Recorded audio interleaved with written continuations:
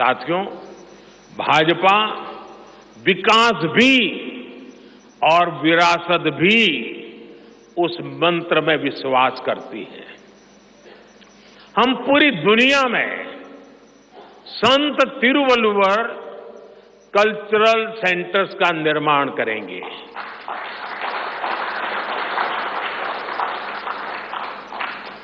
दुनिया की सबसे पुरानी भाषा तमिल, ये इस देश का गौरव है, हमारा गौरव है। तमिल भाषा की वैश्विक प्रतिष्ठा बढ़ाने के लिए भाजपा हर प्रकार के नए उपक्रम शुरू करेगी, प्रयास करेगी। हमारे देश में टूरिज्म का जो पोटेंशियल है, उसे भी अनलॉक किया जाना बाकी है। भाजपा द्वारा विश्व प्रवासी ग्लोबल टूरिस्ट को हमारी विरासत से जोड़ा जाएगा और इस विरासत को हम वर्ल्ड हेरिटेज के साथ जोड़ेंगे। जैसे नालंदा हो, लोथल हो, होयसला के पवित्र मंदिर समूह हो, बौद्ध स्थल हो, जैसे अनेक स्थलों का विकास किया जाएगा। अभी एक ऑनलाइन कंपटीशन भी चल रहा है, जिसमें देश के लोग टूरिज्म के डेस्टिनेशन की रैंकिंग कर रहे हैं। ये टूरिज्म डेस्टिनेशन की रैंकिंग जो हो रही है, इसके आधार पर अच्छे टूरिस्ट डेस्टिनेशन का जो पसंद लोग करेंगे, उनको सिलेक्ट करके उनके सर्वांगीण विकास के लिए, डेवलपमेंट के लिए और विदेशी टूरिस्टों को भी आकर्षित करे उस रूप में लाने की दिशा में हमारा काम आगे हमने सोचा हुआ है। टूरिज्म वो सेक्टर है जो सबसे कम निवेश में सबसे ज्यादा रोजगार पैदा करता है। टूरिज्म बढ़ता है तो होटल, रेस्टोरेंट, ऑटो रिक्शा वाले, टैक्सी वाले सभी को इससे फायदा होता है। भाजपा इको टूरिज्म के नए सेंटर्स भी बनाएगी। इससे होम स्टे के जो अवसर बनेंगे, उसका लाभ हमारे ट्राइबल परिवारों को होगा।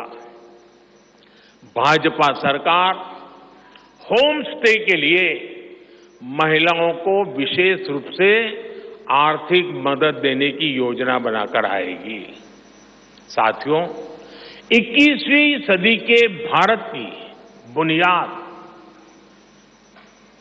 भाजपा 3 तरह के इंफ्रास्ट्रक्चर से मजबूत करने जा रही है।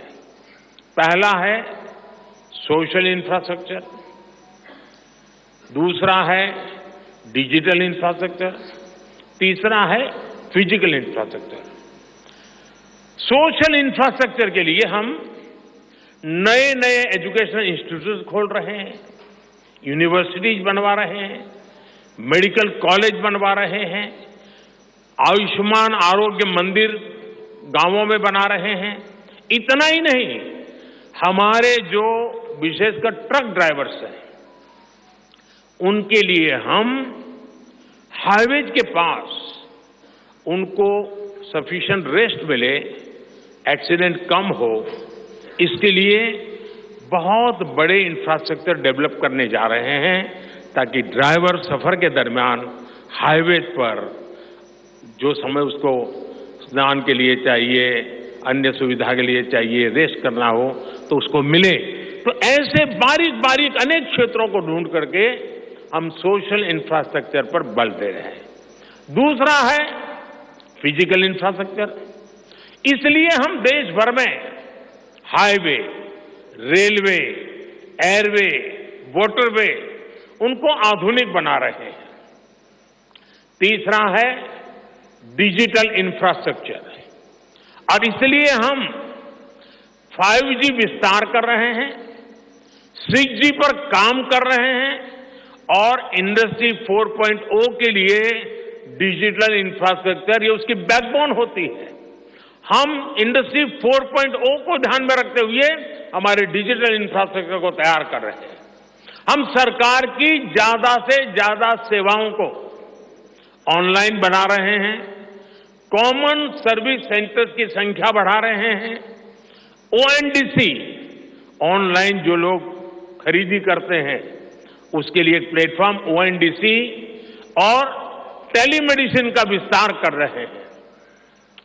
इन तीनों तरह के इंफ्रास्ट्रक्चर, सोशल, फिजिकल और डिजिटल इंफ्रा का मजबूती से विस्तार भाजपा की एक प्रमुख, एक प्रकार से पुरानी सोच से अलग, गति भी तेज होगी, स्केल भी बहुत बड़ा होगा, यानी स्केल और स्पीड इतना बढ़ेगा कि उससे स्कोप भी बढ़ जाएगा। ये भाजपा की सर्वोच्च प्राथमिकताओं में से है। हमारे देश में अर्बनाइजेशन को, शहरीकरण को पहले की सरकारें चुनौती माना करती थी। भाजपा उसे अवसर के रूप में देखती है। हम देश में नए नए सैटेलाइट टाउन्स बनाएंगे जो देश के विकास का ग्रोथ सेंटर बनेंगे, रोजगार के नए अवसर बनाएंगे। देश के एविएशन सेक्टर के विस्तार पर भी भाजपा का जोर है। अभी देश ने, आपको पता होगा, करीब 1000 से ज्यादा नए विमान का ऑर्डर दिया हुआ है भारत ने। वो अपने साथ एम्प्लॉयमेंट की बहुत सारी नई संभावनाएं लेकर आएंगे। Pilot, airline crew, ground staff, इससे जुड़ा लॉजिस्टिक, ट्रांसपोर्टेशन, ऐसे अनेक सेक्टर में नए अवसर क्रिएट किए होंगे। ये सेक्टर देश के छोटे शहरों में रहने वाले युवाओं के लिए भी ड्रीम सेंटर बनने जा रहे हैं। साथियों, भाजपा देश के कोने कोने में वंदे भारत ट्रेनों का भी विस्तार करेगी। देश में वंदे भारत के 3 मॉडल चला करेंगे। Vande Bharat sleeper, Vande Bharat chair car और वंदे भारत मेट्रो। इस 3 प्रकार से हम इसको करेंगे।